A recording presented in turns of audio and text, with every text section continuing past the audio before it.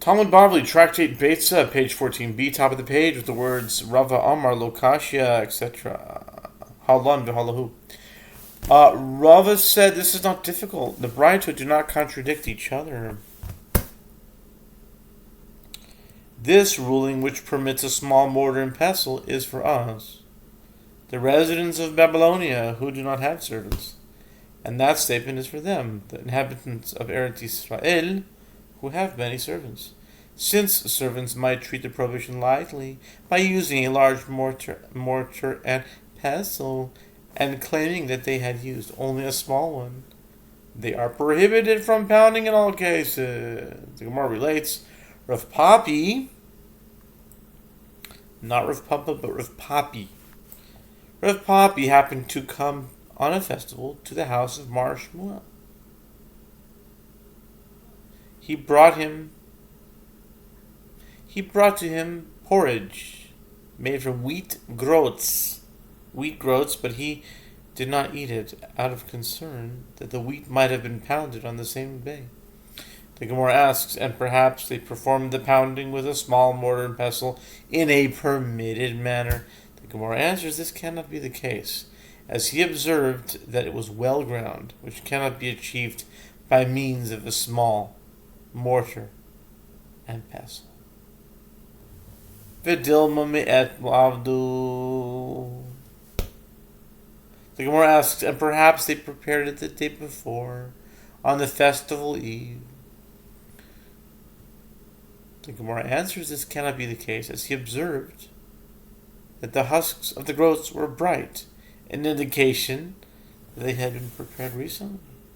And if you wish, say, instead, that he refrained from eating for another reason, because the house of Mar Shmuel is different, as he had slaves, and slaves are lax with regard to prohibitions. Therefore, Mar Shmuel ought to have prohibited all forms of grinding in his house to ensure that no one grinded anything in an inappropriate manner. New Mishnah. The Mishnah says, with regard to one who selects legumes, kitniot, beans, on a festival, by separating the edible and inedible portions, Beit Shammai say he may select food and eat it immediately, while leaving the refuse. And Beit Hillel say he may select in his usual manner, in his lap, with a tray, or with a large vessel, but he may not do so with a tablet, nor with a winnow, nor with a sieve, as these vessels are specifically designed for selecting, which gives his action the appearance of a weekday activity. Rabban Gamliel says, one may even wash the legumes in water and skim off the refuse floating on top. Gemara the Talmud says, yes, Tanit Beitzah, Rabban Gamliel said, in what case is this statement said? In what circumstances did Beit Hillel permit the removal of the refuse in a weekday manner of selecting? In a case where the quantity of the food is greater than the quantity of the refuse. However, if the quantity of the refuse is greater than the quantity of the food, everyone agrees that one must remove the food and leave the refuse. The Gemara asks, the quantity of refuse, if the quantity of refuse is greater than the quantity of food, is there an option that permits? Since a smaller amount of food is nullified by the refuse, the entire mixture is considered muktzah and may not be moved. The Gemara answers, no, it is necessary to state this halacha in a case where the removal of the refuse is greater in terms of effort, and yet it is smaller in size. In other words, there is actually more food than refuse, but since greater effort is required to remove the refuse, it is preferable to remove the food. Ban Gamliel Omer. The Mishnah taught Rabbi Gamliel says that one may even wash the legumes in water and skim off the refuse floating on top, which is taught in Tosefta Beitzah 1. Rabbi Elazar, son of Rabbi Tzadok, said, this was a custom in the house of Rabban Gamliel, that they would bring a bucket full with lentils and pour water in it, and then the food would sink down and the refuse would float up, which spared them from having to separate the lentils from the refuse manually. The Gemara asks, but isn't the opposite taught in a Beitzah, that the food rose to the top while the refuse sunk below? The Gemara answers, it is not difficult. This Beitzah which says the refuse sinks down is referring to refuse in the form of earth which sinks below the lentils. That Beitzah where it is stated that the refuse rises speaks of straw which floats on water. New Mishnah. Beisham Yomrim, Ein Mishlachem B'Yom Tov Elamanos. Beisham say one may send only portions of prepared food on a festival, but not any other gifts. But he'll also say one may even send gifts of domesticated animals, undomesticated animals, and fowl, whether live or slaughtered. Similarly, one may send wines, oils, and vessels of flour, and even legumes, but not grain, which is unfit for use, as one may not grind it on a festival. And Rabbi Shimon permits, Shimon like today, Beitzah,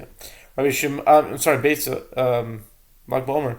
Rabbi Shimon permits sending gifts, even in the case of grain, as it can be made into porridge without being ground. Gemara. The Talmud says, Rabbi Yechiel teaches, and one may send these items provided that he does not do it by means of a convoy of people, as they would look as though they were transporting merchandise to the marketplace. It is taught in a Beitzah, a convoy consists of no less than 3 people. If there are fewer than 3, it is not called a convoy and is permitted. Rav Ashi raised a dilemma. In a case of 3 people and 3 different types of food, what is the halacha? Is this considered a convoy? Or does the fact that there are 3 different types of food mean that each item is considered a separate item? And it wouldn't be a convoy, it would just be 1 person for each item. The Gemara answers, Teku. The dilemma shall stand unresolved, as no answer is found. And this would be, according to the book which is called Teku, written by Rav Arun Yehoshua Pessin, from Ramat Beit Chadash, who published a book called Teku, which is actually taking all the Tekus from Shas, and he gave them each a number, and said this is the first Teku, second Teku, third Teku, etc. So this here in Beitzah is the 50th Teku in Shas. Weiter, Rabbi Shimon Malter, it's for Rabbi Shimon again, says Lag BaOmer. The Mishnah taught Rabbi Shimon permits the sending of grain.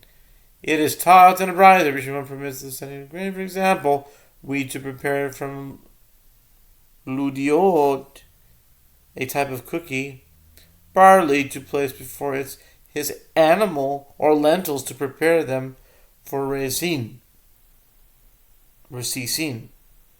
a dish made from crushed lentils.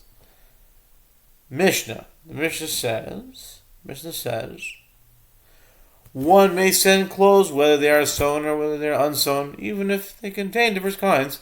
A prohibited mixture of wool and linen, but one may not do so only if they serve the purposes of the festival.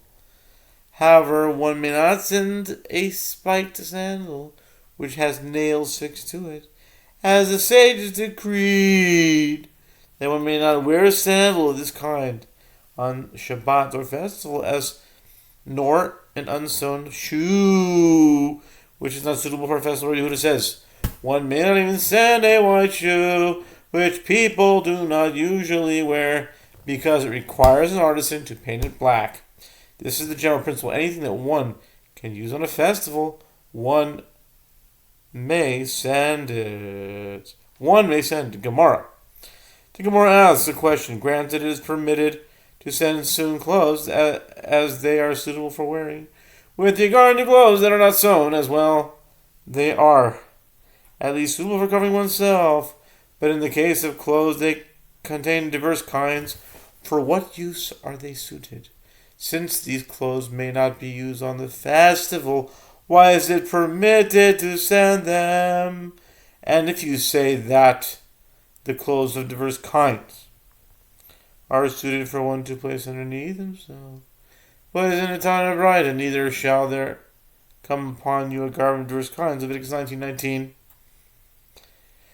This verse teaches that one may not wear this garment, but by Torah law, you must spread it beneath you. However, the sages said, it is permitted to do so lest the thread wind itself around his flesh.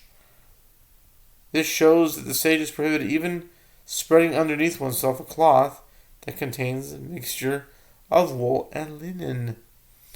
And if you say that the allowance of cloth of diverse kinds is referring to a case where there is something separate between them, in other words, one may place a garment of diverse kinds beneath another object, but didn't Rabbi Shimon ben Pazi say, that Rabbi Yehoshua ben Levi said, that Rabbi Yossi ben Shaul said, that Rabbi Yehuda Nasi said, in the name of the sacred congregation of Jerusalem, Mishum Kala Kadisha, Di Yerushalayim.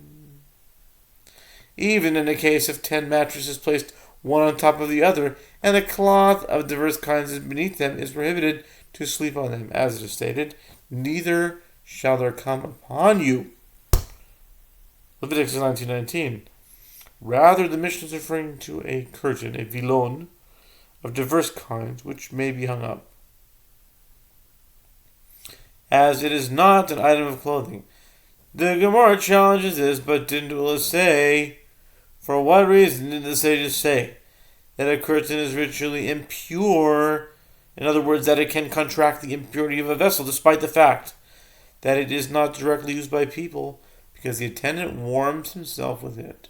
Since attendants use curtains as makeshift blankets, maybe back in the day they did, when they are cold, a curtain may not be made from a mixture of wool and linen.